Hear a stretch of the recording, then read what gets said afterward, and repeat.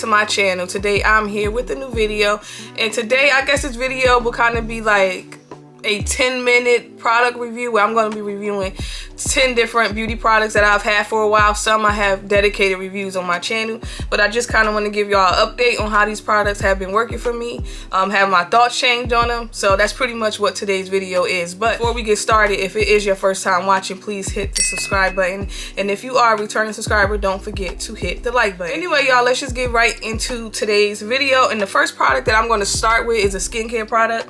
This is the only skincare product I have to talk about, and I picked this up during the Sephora sale. This is the Glow Recipe Strawberry Smooth BHA plus AHA Salicylic Serum. When I picked this up, I had such high hopes for this, but every single time I've used this has broken me out. And the last time, it broke my face out so bad, like I'm never using this again. I know in one of my recent foundation reviews, I mentioned something about my chin, or like this area on my face being irritated. At the time, I wasn't quite sure exactly what it was, but I ended up using this again after that video. And when I say this like really tore my face up. Like, I broke out so bad, all on the sides of my face, all right here. It was actually, my face was so irritating and inflamed, like my skin was actually hurting.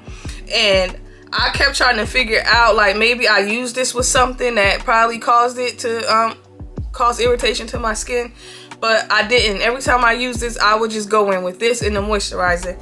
And I also got on Sephora's website, and I read some of the reviews of this product, and a lot of people said the same exact thing. They felt like this really made their acne worse. When I picked this up, being that it has salicylic acid, and that's supposed to be a really great ingredient for oily, acne prone skin, if anything, this has caused acne and made my skin a lot worse. So this is a product I would say, honestly, I would not recommend anybody to use this, but I know there is going to be somebody that probably have used it and actually really like it, but I would just be really cautious with this because this really broke my face out bad. Some lip products I want to mention, and the first one I am going to mention is the liquid lipsticks from Gucci. I reviewed this on my channel, and I know during that review I said I actually like these, but I did mention I felt like these would not be a very long lasting liquid lipsticks. And to my, well, not to my surprise, I was actually correct. Every single time I've worn these, and the minute I start to eat or drink or put a mask on, these is pretty much going off of my lips. So even though I do like the pigment, I like the color of these lipsticks, but I don't think these are absolutely worth picking up just because these are not long lasting. And for $42, I feel like I should be able to eat and drink and not worry about my lipstick fading. I do feel like if you wanted to try a lipstick from Gucci, I would not try these because, again, it is pricey and they're not long lasting at all. The product I want to mention is the lip stain from Dior. I believe these are new. They have a few new shades that just recently came out. I have a review up on my channel of these as well. I can say that these are very long lasting. These last a whole lot longer than the liquid lipstick from Gucci, and it shouldn't be that way at all. You can eat, drink, wear your mask. These are not going anywhere. I really like these, even though I feel like once they dry down, they do feel a little dry. But outside of that, I know once I put these on my lips, they're gonna be on my lips pretty much all day. I don't have to touch these up. So I would highly recommend this Dior lip stain. That I do want to mention that I have been wearing a lot more, and this is the Dior Backstage concealer. I know in my first initial review of these, I said I would recommend these, but I wasn't too crazy about them. But after wearing them, I actually do like this concealer. There was a point where I was leaning more towards dislike. Dior concealer is not a full coverage concealer, by the way, but I do feel like anytime I put a lot of this on, I have creasing right away. So what I've been doing is putting a small amount of this concealer on, and I have minimal creasing. And I notice when I wear eye cream and I apply these, I have minimal creasing. I have two shades, 4W, and I have the shade 5N.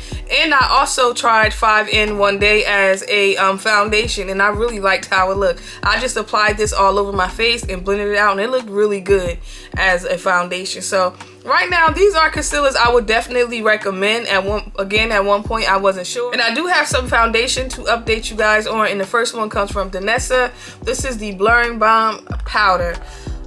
When I first tried this out, I liked it. I wasn't too crazy about it. I can definitely say from my review up until now, my thoughts on this have not changed. I like it, but I still don't feel like you need to go out and buy it. I know when I reviewed this, a couple people left in the comment section that I was not supposed to wear it as a skin tint. I was supposed to use it as a primer. I tried this out as a primer and I absolutely do not like this at all as a primer. What I've been doing with this is wherever I have dark spots on my face, I've been pretty much applying it there and blending it out. This has been something I've been using when I go to the gym, or if I go walking in the park, or if I'm just running errands.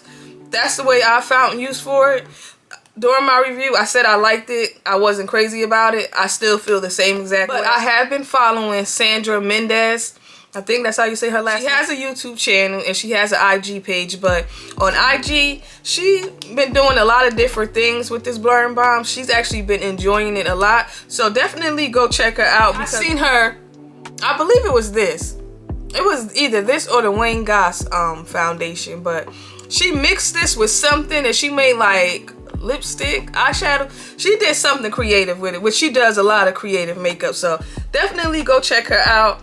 I'm mentioning her because she's been really enjoying this. She actually likes it a lot. I don't really care for it. So definitely check out somebody else's perspective on this blurring balm. I want to mention this Tom Ford shade in Illuminate foundation. When I first reviewed this, I liked it. A couple times I've worn this, I wasn't sure about it. Now, after trying it out again consistently, I can honestly say I don't like this foundation. Going on, it looks good on your skin, but for me, once I have this on for about an hour, hour and a half, I become extremely shiny. Last time I wore this foundation, I ended up filming 2 YouTube videos. First video, I felt like this looked flawless. Second video I did wearing this right after the first video, my foundation looked a mess. I just looked oily. I don't like, I just feel like if you have oily skin, this is not for you. I've tried this with the hydrating primer, didn't like it. Tried it with the mattifying primer and I still get the same result. Right now, this has to be my least favorite Tom Ford foundation, and I'm so glad I didn't pay full price for this. And I'm actually going to list this for sale on my website, and when I do, I'll have a link below so y'all can purchase this if you're interested in picking it up. And I do have 2 foundations I want to mention quickly, and I'm mentioning these because I still like them, but I just don't like the shade, so I want to update you guys on that. The first one is the Very Valentino foundation from Valentino. When I first reviewed this, I had the shade DN2.